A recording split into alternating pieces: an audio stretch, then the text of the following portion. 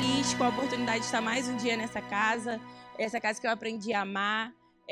Agradecer pelo carinho. Eu sou sempre muito bem recebida, muito bem respeitada aqui, e eu glorifico ao Senhor por essa casa. Que Deus continue abençoando os pastores.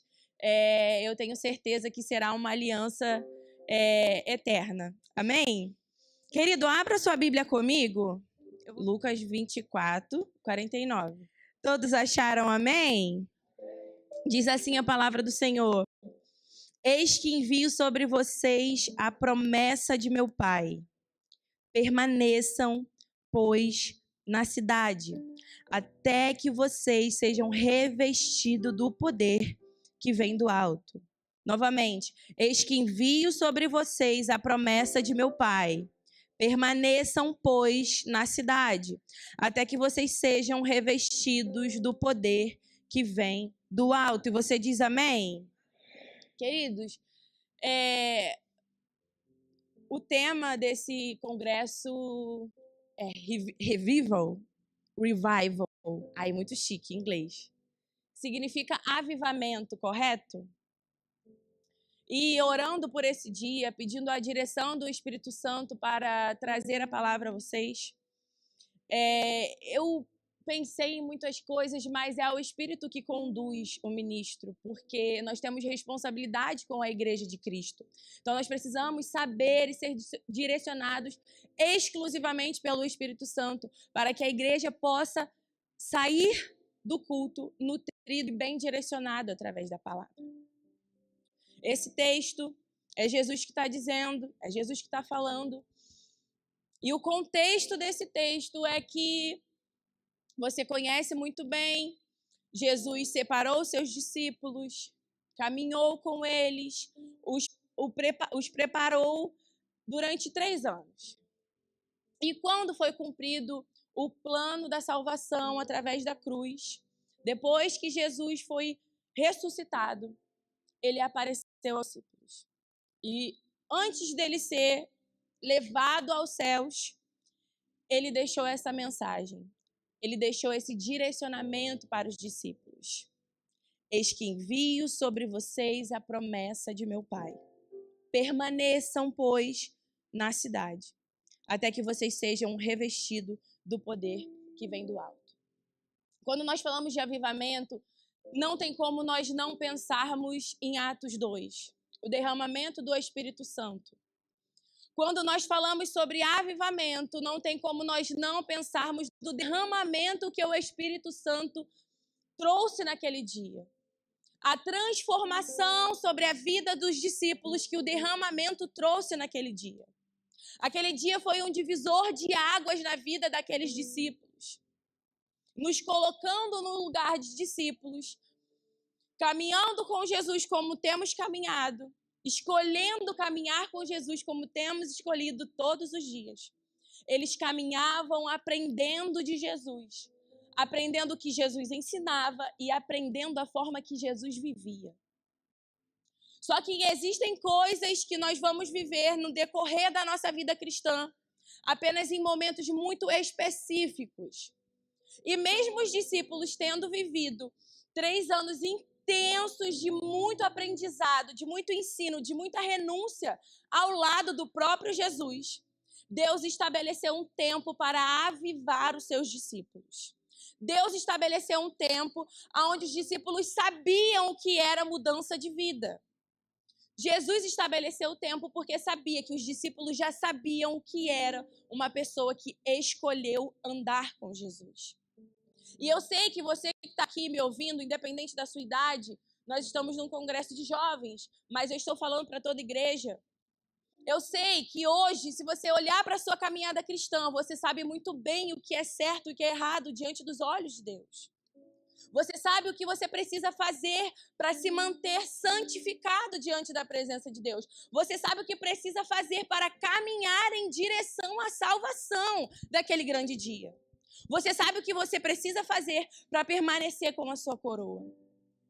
E assim era a vida dos discípulos. Eles já sabiam o que precisavam fazer. Eles já tinham aprendido com o próprio Jesus.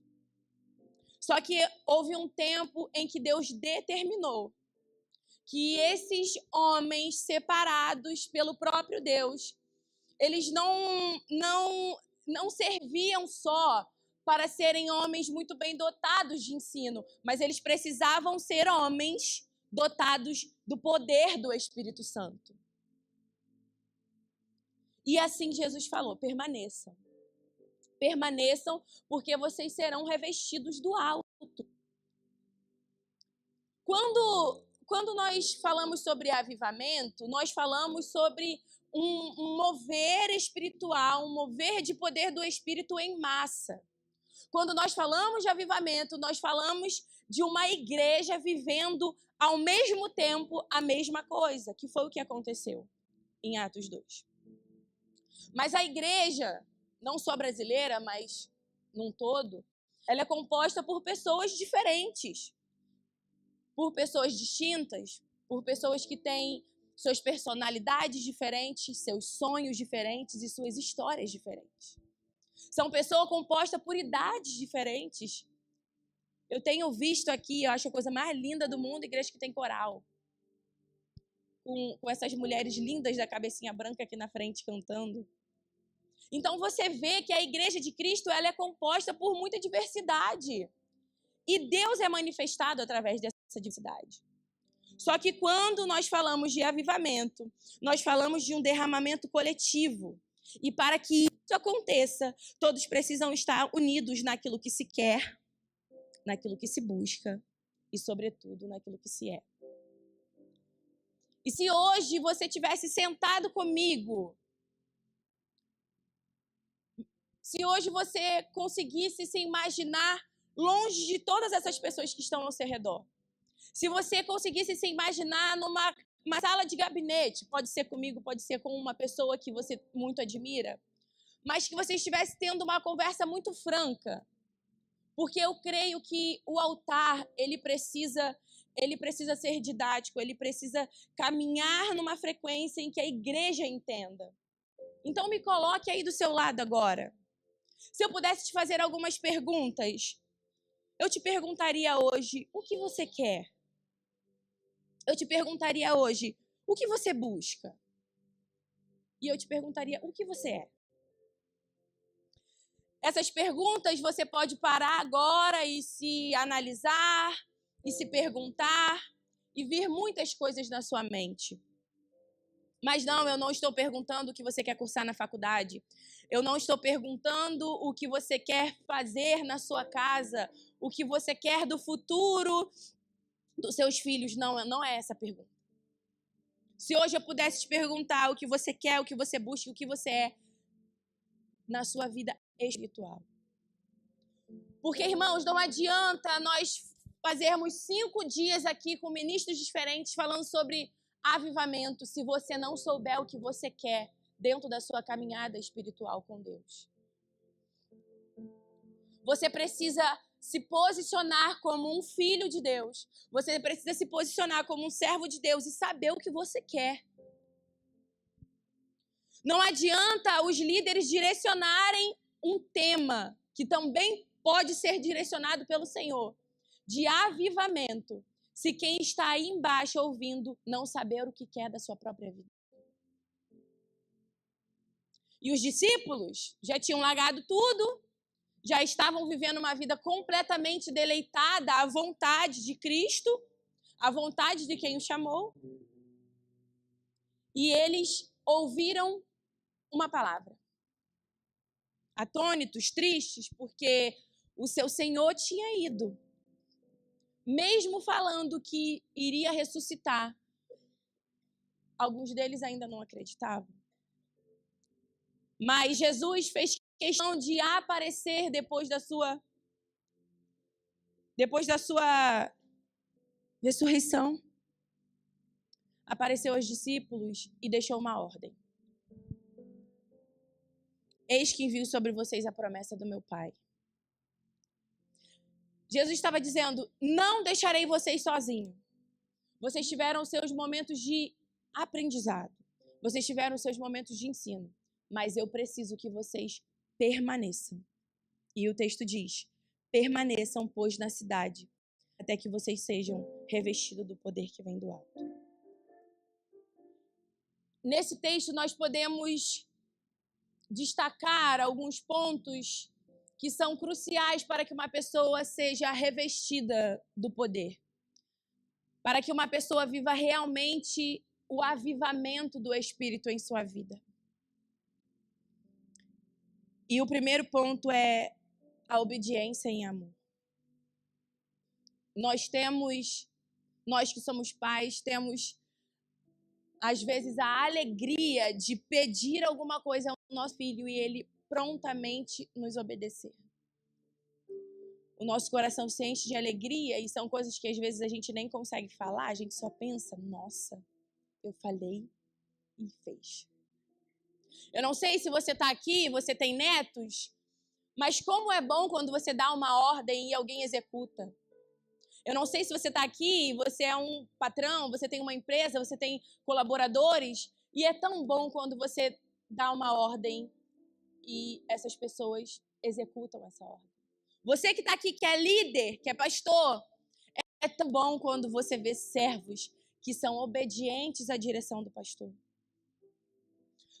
Mas para que nós vivamos de forma genuína o avivamento individual de cada ser, nós precisamos obedecer os direcionamentos do Senhor. E quando eu falo obedecer, eu falo não de alguém que vai colocar a mão na sua cabeça e revelar o seu próximo passo. Eu estou falando de cristãos maduros que entendem que a nossa Bíblia é o nosso manual de vida. E para que nós venhamos ser servos obedientes, nós precisamos saber o que precisa ser feito.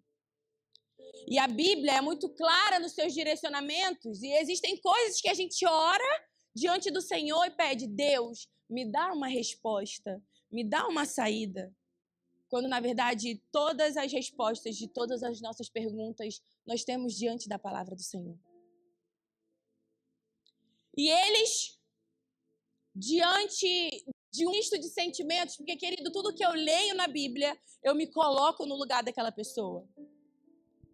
Imagine como estava o coração desses discípulos. Um coração com grande expectativa no que Jesus falou, mas, ao mesmo tempo, um coração entristecido, porque ele não está mais aqui do nosso lado para nos direcionar, para desenhar aquilo que nós precisamos fazer, porque quantas vezes Jesus tinha que reafirmar coisas que ele já tinha falado para os discípulos fazerem.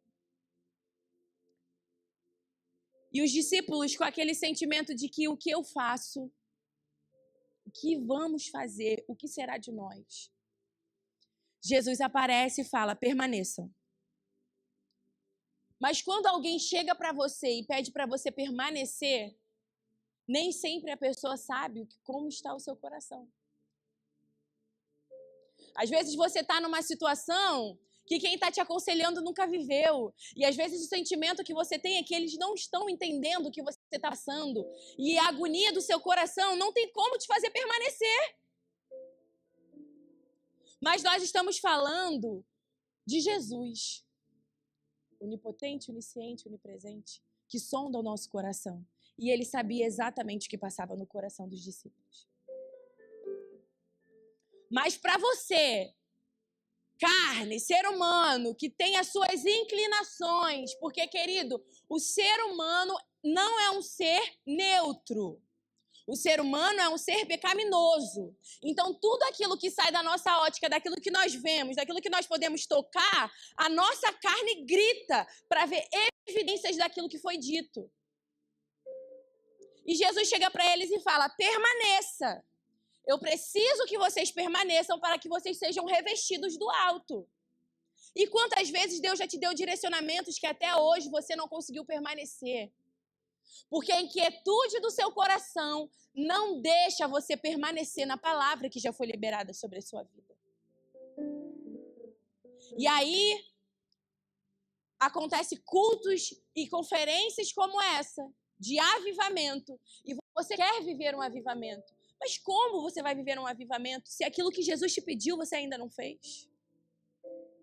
Como você vai viver um novo passo, um novo degrau com o Espírito Santo, se você não crer naquele que liberou a palavra sobre você. Como você vai viver uma vida totalmente deleitada ao Espírito de Deus se você não consegue se submeter a um tempo de espera? A Bíblia não relata quanto tempo eles esperaram ser cheios do Espírito Santo. Mas a Bíblia fala que eles permaneceram. Então, se você está aqui hoje e você quer viver um avivamento individual, porque eu creio que o avivamento da igreja, para ser coletivo, precisam ter corações disponíveis a viver um avivamento individual. Então, o primeiro passo é você permanecer. Permanecer no quê? Não sei. Você tem a sua singularidade. Eu sei que Deus já te falou alguma coisa que você ainda não fez.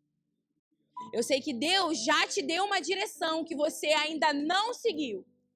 Quando você recebeu o direcionamento, você até ficou feliz, você até ficou entusiasmado, mas os dias foram passando, as evidências do que foi dito não aconteceram e você pegou essa palavra e colocou dentro do bolso. E você está vivendo como se nada tivesse acontecido e está esperando uma nova palavra. Quando, na verdade, o próximo passo, ele só será revelado quando o primeiro passo for dado. E o Espírito Santo está dizendo para mim e para você, desperta esse coração. Desperta essa mente. Existe um tempo determinado pelo Senhor para ser liberado sobre a sua vida. Mas para isso, você precisa permanecer em obediência. Mas sabe o sentimento de obedecer com amor? Porque é muito fácil a gente obedecer quem a gente ama. Mas será que você está amando o Senhor o suficiente para permanecer naquilo que Ele diz? Queridos, Ele sabe o que é melhor para mim e para você. Ele sabe o que Ele tem para o nosso futuro. E mesmo que a direção que Ele te deu não encaixe na sua realidade, você pode ter certeza que a sua realidade está diferente da realidade dele. Em João, capítulo 14, versículo 21, diz: aquele que tem os meus mandamentos e os guarda, esse é o que me ama. E aquele que me ama será amado por meu Pai, e eu também o amarei e me manifestarei a ele. Obediência, amor e manifestação. É isso que o Senhor quer derramar como consciência na sua vida hoje. O segundo passo para que o avivamento aconteça de forma individual e de forma coletiva é a unidade. Quando Jesus fala para eles em Lucas, permaneçam, Jesus está falando para todos eles permanecerem. E é impossível uma igreja viver um avivamento sem unidade. Em Marcos, capítulo 3, versículo 24, diz que se um reino estiver dividido contra si mesmo, tal reino não pode subsistir. Não existe um avivamento dentro de uma igreja quando o pastor dá uma direção e só um terço da igreja vive por meio dessa direção. Não existe avivamento numa juventude aonde um líder libera uma direção e metade da juventude vai e a outra não. E quando você está vivendo em desobediência aquilo que Deus liberou sobre você como decreto, você vive uma vida estagnada. Você vive uma vida onde você não vê expectativa de futuro. Quando você não tem unidade na direção que Deus está estabelecendo sobre você, você vive uma vida distraída. Você caminha e não chega em lugar nenhum. Você cava e não consegue ver evidências daquilo que você está fazendo. Se uma igreja não estiver unida, se uma igreja não estiver em unidade, essa igreja não vive o avivamento. Se essa igreja não estiver unida, se essa igreja não estiver em comunhão, essa igreja não vive o avivamento. E tem pessoas que pegam o microfone, vai louvar, vai orar, vai ensinar, pedindo ao Senhor um avivamento, um fogo novo sobre o coração da igreja. Mas quando desce do altar, vira a cara para pessoas que falaram de você, para pessoas que não te deram a paz do Senhor. Que avivamento é esse que você está buscando? Sem unidade não tem avivamento. Sem unidade não tem dança de vida. E o Espírito Santo está dizendo unidade na igreja. O Espírito Santo está dizendo unidade nos departamentos. O Espírito Santo está dizendo unidade entre os irmãos. Porque sem essa unidade, vai entrar ano e vai sair ano, vai mudar tema e você vai continuar no mesmo lugar. Mas os discípulos, mesmo com as suas diferenças, eles estavam unidos. Porque aquilo que os unia era muito mais forte do que as suas diferenças. Eu sei que tem pessoas que são difíceis de lidar. Eu sei que tem pessoas que você vai ter que falar 3 vezes a mesma coisa. Eu sei que tem pessoas que você vai tentar ficar do lado, mas essa pessoa tem um gênio tão forte que você não consegue lidar muito bem. Mas aquilo que nos une é muito mais forte. É o poder que há no Espírito Santo. Sem o auxílio do Espírito Santo não existe igreja. Porque sem o auxílio do Espírito Santo não existe fruto do Espírito. E sem fruto do Espírito não há comunhão na igreja. Porque nem todo mundo é fácil de lidar. E Jesus sabia disso. O terceiro ponto é que o coração desses discípulos estava cheio de fé. E, queridos, para vivermos um novo tempo em Deus, seja de avivamento, seja de transformação, nós precisamos crer em quem disse. Mas nós precisamos crer de todo o nosso coração. Não é você estar aí sentado e alguém liberar uma palavra profética e você dizer, eu creio, quando no seu coração não tem fé para crer no que Deus está dizendo. Quantas pessoas conseguem crer naquilo que Deus pode fazer com outras pessoas, mas quando olha para a sua própria vida, não tem fé suficiente para entender que Deus pode mudar esse cenário. Olha para uma pessoa que está enferma e ora para que Deus possa curar, mas não consegue acreditar que Deus também pode curar o seu coração, as suas mágoas.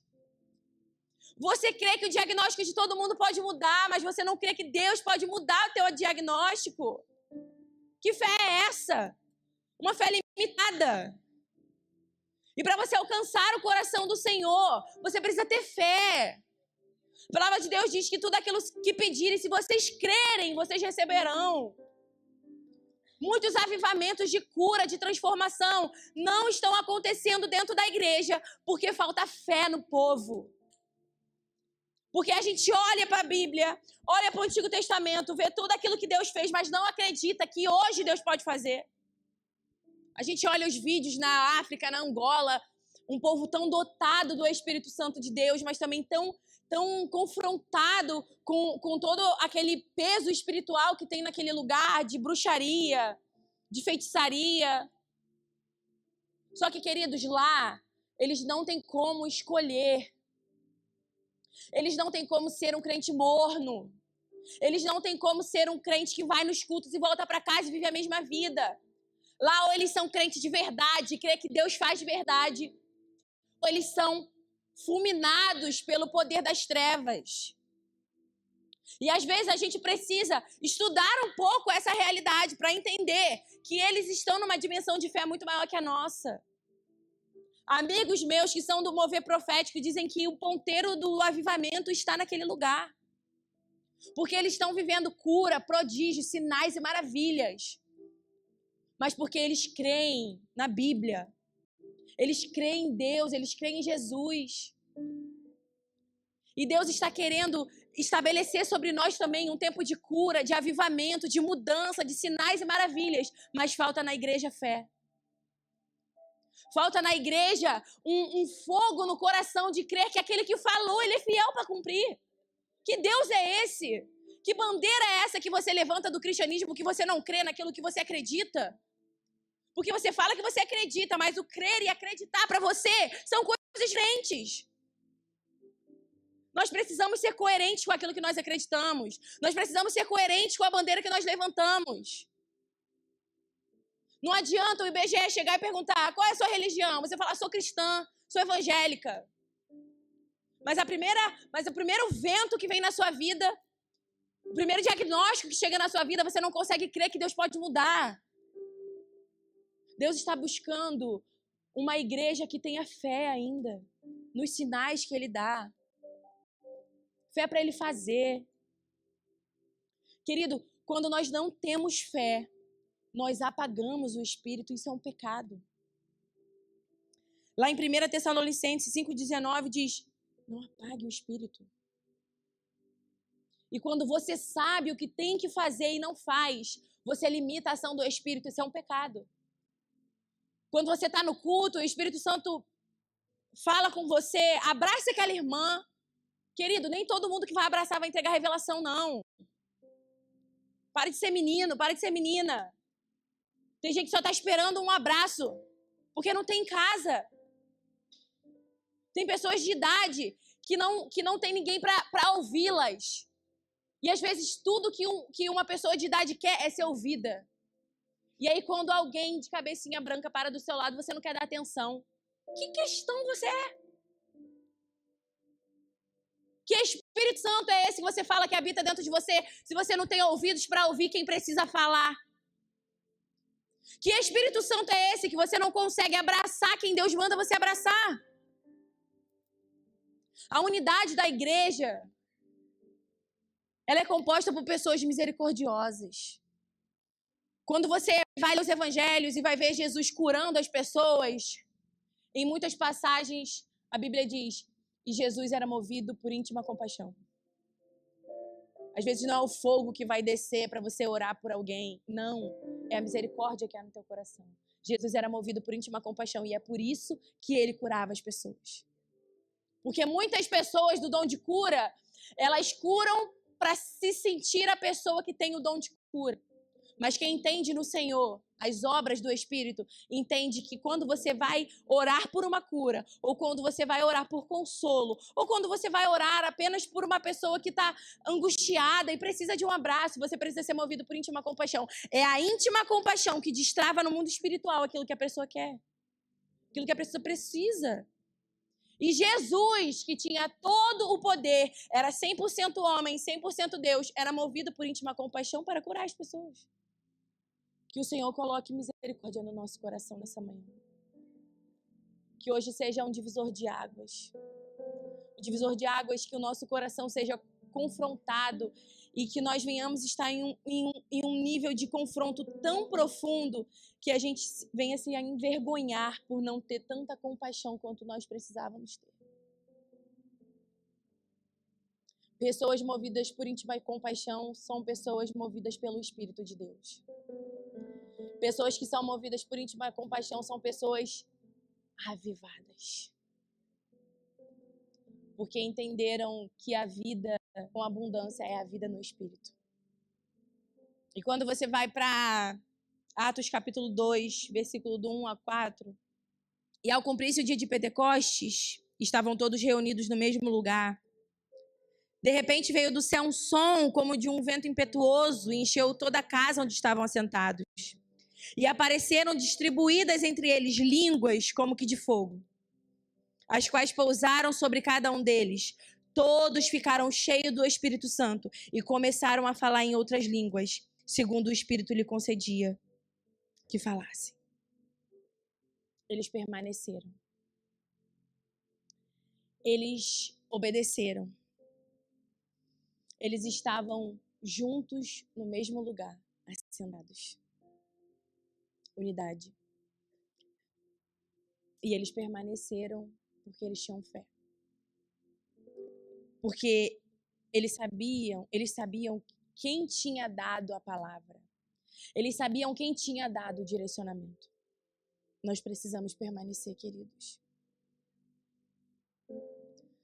Nós precisamos viver um verdadeiro avivamento individual.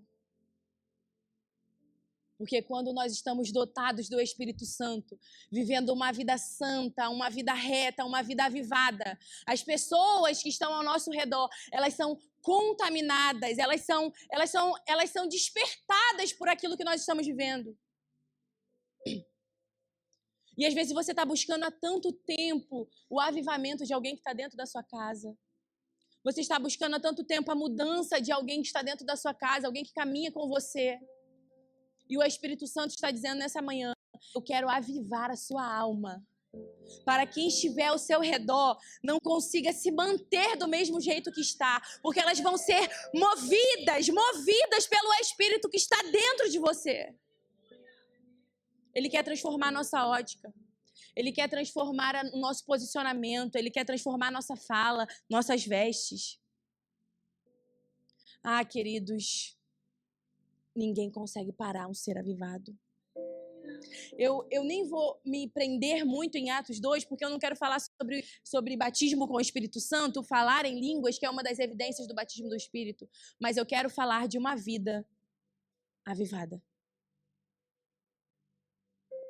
Ser batizado com o Espírito Santo e ter evidências em falar em línguas não vai transformar a sua realidade. Mesmo que isso seja extremamente benéfico. E glória a Deus por isso. Porque quem fala em línguas não edifica o outro, edifica a si mesmo. É o próprio Espírito testificando que o batismo com o Espírito Santo, ele é benéfico para você. O avivamento, ele é benéfico para você. Mas não tem como uma pessoa avivada se manter escondida. Não tem como uma pessoa que foi avivada pelo Espírito manter as mesmas obras. Não tem como. É impossível. Eu sei que você está aqui, nós temos diversas idades aqui. Eu sei que você pode ter desanimado de viver uma vida avivada. Eu sei que você pode ter desanimado de ir para o secreto, ler a Bíblia de forma intencional. Não você ler um salmo e fechar, mas você ler, entender, receber e meditar daquilo que você está lendo. Eu sei que aqui você pode ter pessoas que estão passando por momentos tão desafiadores que não acredita mais que você pode ser uma pessoa cheia do Espírito Santo, avivada, animada, feliz. Mas o Espírito está dizendo, tem como ser feliz. Existe um tempo de vida em abundância para você. E os resultados do avivamento. Em Atos 2,17 diz, e acontecerá nos últimos dias, diz Deus, que derramarei do meu Espírito sobre toda a humanidade. Os filhos e as filhas de vocês profetizarão, e os seus jovens terão visões, e os seus velhos sonharão. Isso aqui é Pedro pregando depois de ser avivado, depois de ser batizado com o Espírito Santo.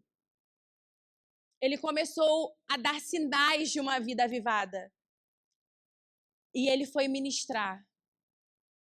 E na sua ministração ele disse, e acontecerá que nos últimos dias de Deus, que derramarei do meu Espírito sobre toda a humanidade. Os filhos e as filhas de vocês profetizarão, preste atenção. Os seus jovens terão visões e os seus velhos sonharão. Os filhos e filhas aqui, eles estão falando de crianças e adolescentes. Mas quando nós vamos falar de crianças e adolescentes, como que crianças e adolescentes vão profetizar? Quando você olha para a realidade da igreja, você entende que quem profetiza sobre outras pessoas são pessoas que têm experiência, tanto espiritual como de vida cotidiana. Pessoas que têm uma idade mais avançada. Aí sim você entende que essa pessoa vai profetizar sobre outra. Mas Pedro está dizendo, os filhos e filhas profetizarão. É porque o resultado do avivamento, ele vai contra a nossa lógica humana. Então, o que a Bíblia está querendo dizer? Que após um avivamento, que após uma mudança de vida e um batismo com o Espírito Santo, o próprio Espírito vai movimentar as crianças e os adolescentes a profetizarem. Pelo Espírito. Eu sei que, às vezes, a gente não consegue ensinar de forma mais profunda para os nossos filhos acerca da palavra de Deus, acerca da vida com Deus. Às vezes a gente vai ali, explica de forma didática para eles entenderem, mas o que Pedro está querendo dizer aqui, que o próprio Deus está dizendo através da vida de Pedro, é que o poder do Espírito Santo, uma pessoa avivada, ela é tão cheia do Espírito, que vai fazer com que crianças e adolescentes profetizam no Espírito. A Bíblia está dizendo que nos últimos dias, e a gente consegue sentir isso de forma palpável, que a volta de Cristo está muito breve. E como eu tenho visto crianças em cultos, até na minha própria igreja, crianças tomadas pelo Espírito Santo, crianças orando por outras pessoas. Nós precisamos implantar na mente das nossas crianças que há sim um poder do Espírito através das crianças e dos adolescentes. É a Bíblia que está dizendo, não sou eu. A Bíblia está dizendo que nos últimos dias, filhos e filhas, mas se você vai ver no original, ele está falando de crianças e adolescentes, eles profetizarão. E os seus jovens terão visões. É muito contraditório daquilo que a gente vê na igreja. É muito contraditório naquilo que a igreja está esperando. A igreja não espera jovens tendo visões. A gente espera jovens caindo em fornicação. A gente espera jovens com vício em pornografia. A gente espera jovens que quer namorar, que quer apressar as coisas na vida. A gente não espera jovens que terão visões. Mas jovens avivados no Espírito, eles têm visões. Mas jovens cheios do Espírito Santo, eles têm visões através do Espírito. E é nessa verdade que nós precisamos crer. E é essa verdade que nós precisamos buscar. Jovens, vocês terão visões. Jovens, vocês terão visões daquilo que é espiritual. Vocês não serão pessoas dotadas de conhecimento tecnológico.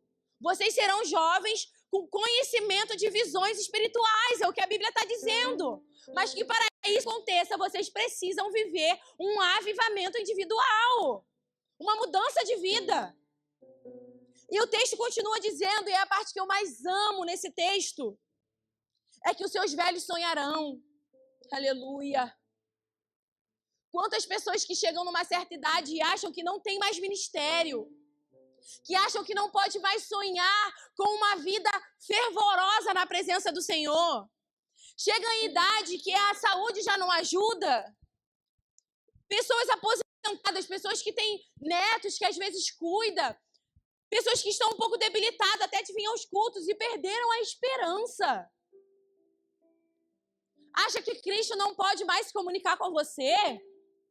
Acha que o Espírito Santo tem distinção de idade? Queridos, não existe Espírito Santozinho. E nem Espírito Santozão. Existe o Espírito Santo, que habita em criança, em adolescente e jovem e velho.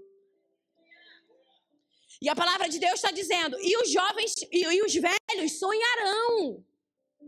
Velhos. Assim como a Bíblia diz, mas não é tão pejorativo, não me entenda mal. Vocês ainda podem sonhar. Ainda existe uma porção do Senhor para a sua vida. Ainda existe uma porção de avivamento, de vida com frutos duradouros para você. A sua vida não acabou.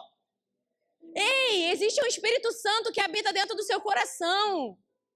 Você não é só a tiazinha que ora em casa, que recebe pedido de oração, que está na consagração, não.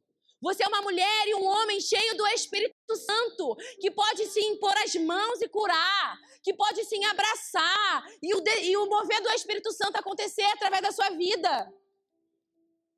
Você não morreu. Você ainda está aqui.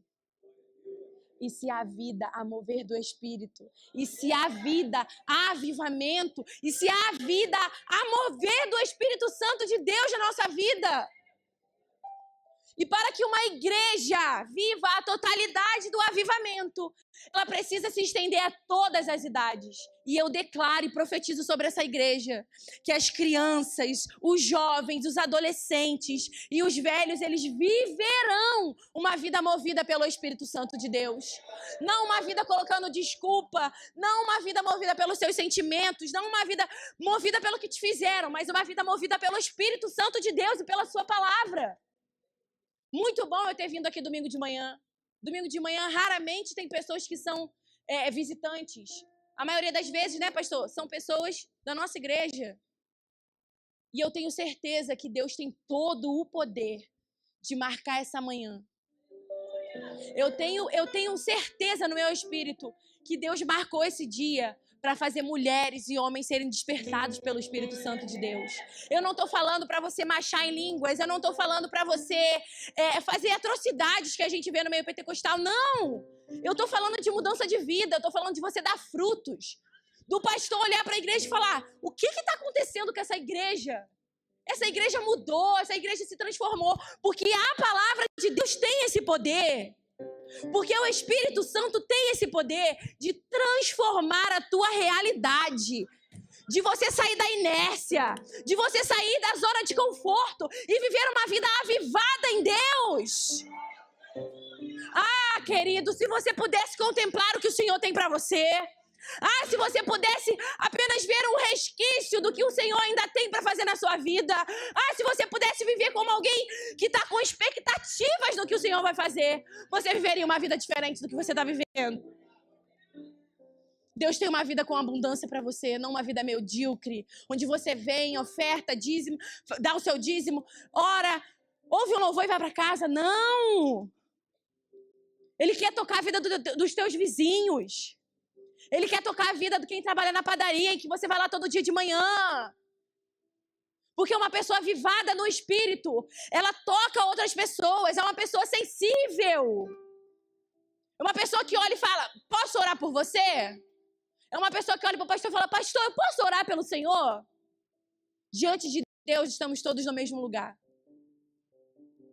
Mas existem pessoas que não estão em lugar nenhum, porque estão sem o Espírito de Deus. Queridos, quem vive o avivamento gera avivamento.